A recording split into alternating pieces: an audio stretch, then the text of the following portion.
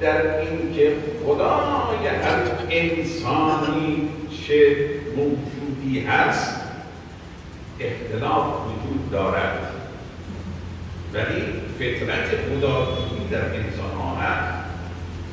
چه هندو باشه، چه سیک باشه، چه بودایی باشه، چه مسیحی باشه، چه مسلمان باشه، چه حتی انسان هایی که اصلا دین ندارند اما در فطرتشون خداجو هستند و در مواقع بلا و مصیبت دست به آسمان هستند. इंसान की फितरत तौहीदी है उस आला नज़र के अहदो पैमान की बुनियाद पर। अब ये इंसान जिस आलम में भी हो, जिस मरहले को भी तय करता हो, जहाँ भी हो, हमेशा खुदा की तलाश में रहता है। उसकी फितरत उसे तौहीद की तरफ आगे बढ़ाने की कोशिश करती है।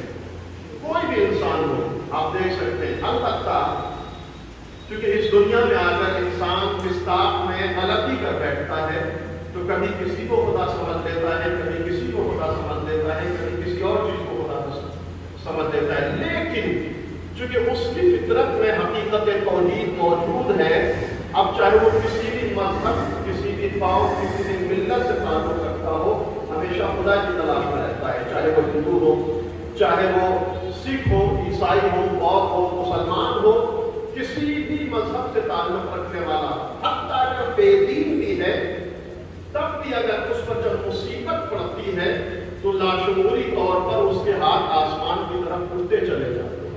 कि उसके हाथ आसमान की तरफ नहीं उठ रहे हैं, बल्कि उसकी फितरत उसको खुदा को तलाश करने पर मजबूर कर रही है, जो कि फितरत तौहीदी है। सलावत बर मोहम्मद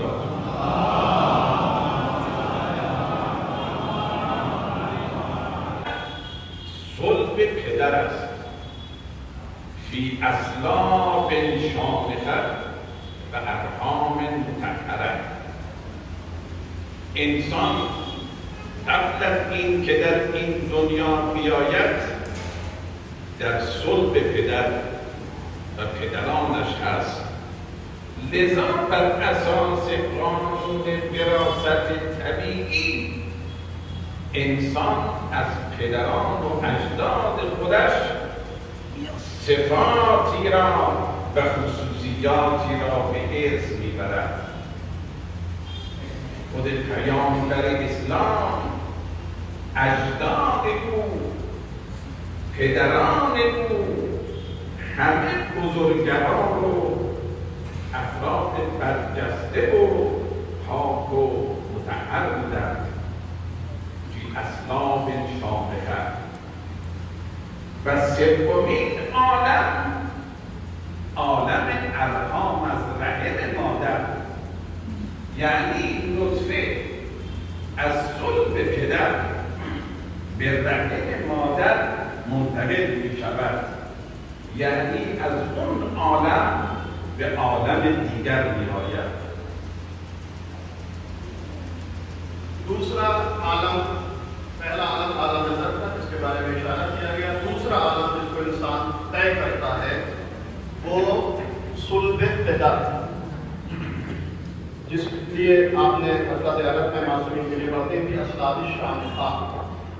اس انسان کا وجود اپنے آباء و اجداد کے صلب میں موجود ہوتا ہے، اور یہی وجہ ہے کہ میراث اور وراثت کا قانون ہے کہ ہر انسان اپنے آباء و اجداد کی خصوصیات اور صفات کا حامل ہوتا ہے.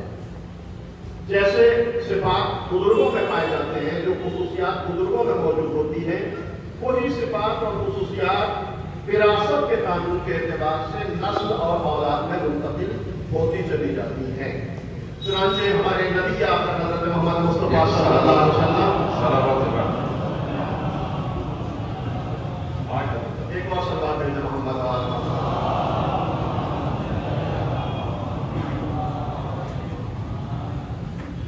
بلند آواز میں بول کے محمد.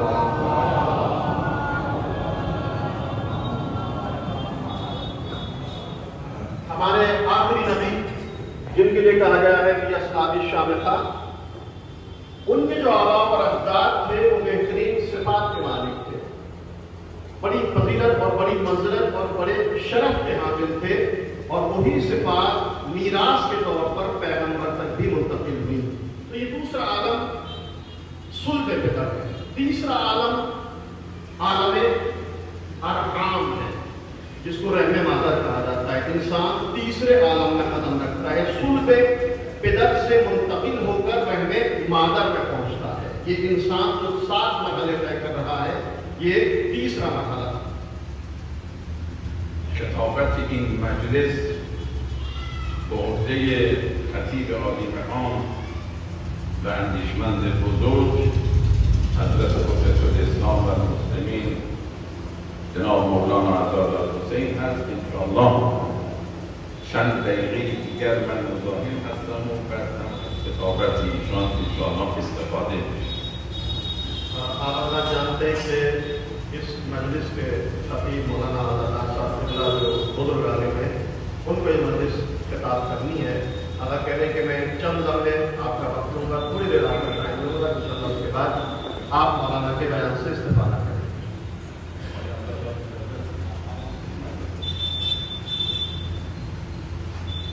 از کردیم که انسان 7 عالم را طی می‌کند. عالم زر، صلب پدر، رحم مادر، این 3 عالم است که هر کدام بحث‌های خیلی زیادی دارد که اینجا دیگه جاش نیست به تفصیل عرض بکنم.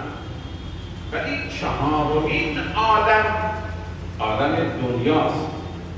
یعنی انسان از رحم مادر به این دنیا وارد می شود، از عالمی به عالمی وارد می شود. آپ حضرات کی خدمت میں عرض کیا کہ انسان کو 7 مرحلے اور 7 عالم، یہ 7 عالم کی منزلوں کو طے کرنا ہے. پہلا عالم عالم زر ہے، دوسرا عالم صلب فطر ہے، تیسرا عالم رحم مادر ہے، چوتھا عالم البتہ فرمانے کہ یہ بہت علمی اور دقیق بحثیں ہیں اور یہاں ان چیزوں کو بہت تفصیل سے بیان نہیں کیا جا سکتا، لیکن یاد رکھیے گا کہ چوتھا عالم یہ عالم دنیا ہے، جس میں ہم هر عالمی که وارد می شود از عالم قبلی وسیع‌تر است. عالم دنیا از عالم رحم مادر بسیار وسیع‌تر و عالم رحم از صلب پدر بسیار وسیع‌تر و در هر عالمی انسان استکمال پیدا می کند، کاملتر می شود و از این دنیا که منتقل می شود به عالم برزخ. اون عالم برزخ بسیار وسیع‌تر از این عالم دنیاست و فوق زمان و مکان است. اونجا فوق زمان و مکان است. برای مثال عرض می کنم، شما وقتی که در عالم رؤیا در خواب وقتی که رؤیا می‌بینی، در یک آن می‌بینی رفتی نجف اشرف، رفتی کربلا، از اونجا به مشهد، از اونجا رفتی به محصوله قوم و از اونجا آمدی به دهلی و دهلی به امروحه و از خواب بیدار شدی دیدی که نیم ساعت بیشتر نبود تمام اینها رو طی کردی. این خواب و رؤیا در حقیقت یک جلوه‌ای از عالم برزخ است. عالم برزخ فوق مکان و زمان است. پنجمین عالم برزخ و بعد از اون وارد ششمین عالم میشویم انشاءالله عالم قیامت است. عالم قیامت در اونجا همه انسان ها از ابتدا تا انتها همه در اون عالم یک جا جمع می شوند. همه مرده ها دوباره زنده می شوند در عالم قیامت. اونجا حساب و کتاب الهی است. سلام خدا. و بعد از عالم قیامت انسان ها دو دسته می شوند.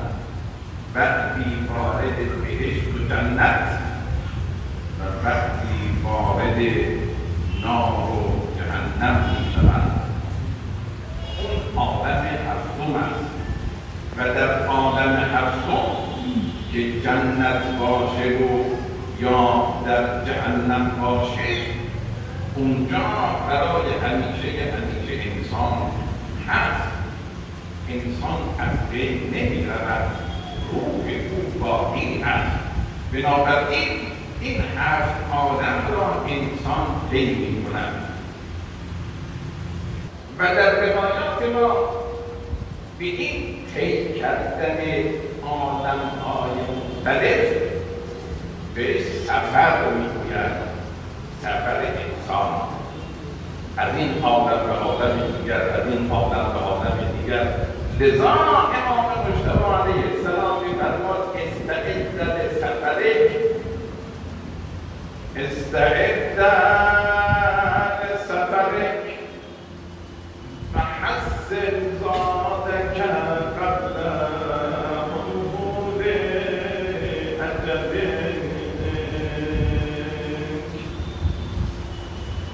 یعنی خودت را آماده کن برای سفر بعدی. از رحم مادر به این دنیا آمدی، از دنیا هم سفر میکنی به عالم برزخ و بعد هم به قیامت. خودت را آماده کن. مرگ انسان رو مطلع نمی‌کند، ناگهانی می‌آید. و حسن زادک قبل حلول اجلک، یعنی قبل از اینکه مرگ به سراغت بیاید زاد و جوشه آخرت رو برای خودت آماده کن. याद रखेगा रवायात में मखसूसन उलमा व अंजुमन हई के इंजा मशरूक कार हस्तन खैरी फ़आल हस्तन अजुन अंजुमन हो ये अंजुमन कनाने अंजुमन रज़ाकाराने हुसैन के सेक्रेटरी जुन और खुर्शीद हज़रत अली हसन इशुन तरह जनवालिये तक़दीम नामे तशक्कुर नामे होदन इनिफान तक़दीम जनवाली होदन जनाब खुर्शीद हज़रत साहब अंजुमन रज़ाकाराने हुसैनी की तरफ से आला का शुक्रिया अदा कर रहे हैं, क्योंकि हाजी आला की 15 साल की खिदमत हिंदुस्तान में अब खत्म हो रही हैं और हाजी आला महबूबा के रमज़ान के बाद हिंदुस्तान से तशरीफ ले जा रहे हैं। लिहाजा आला की खिदमत में अमरोहा की जानिब से अंजुमन रज़ाकाराने हुसैनी की जानिब से एक तक़दीरनामा तशक्कुरनामा पेश किया जा रहा है। सलवात भेजे मोहम्मद वाले मोहम्मद।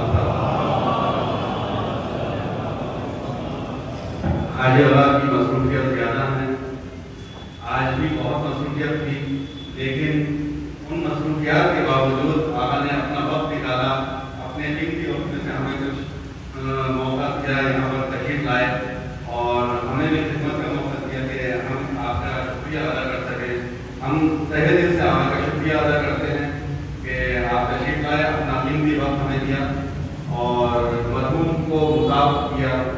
پروردگار آپ کے قدم مبارک کے ذریعے مرحوم کو کے جوار معصومین میں جگہ عنایت فرمائے، اور آگے کے لیے ہم پورے عمر کی دعا کرتے ہیں کہ پروردگار آپ کا سایہ ہم تمام شیعان اہل بیت پر قائم و دائم رکھے، اور پھر انشاءاللہ آپ تشریف لائیں اور اپنے مہمان اسی طریقے سے جاری ساری رکھیں۔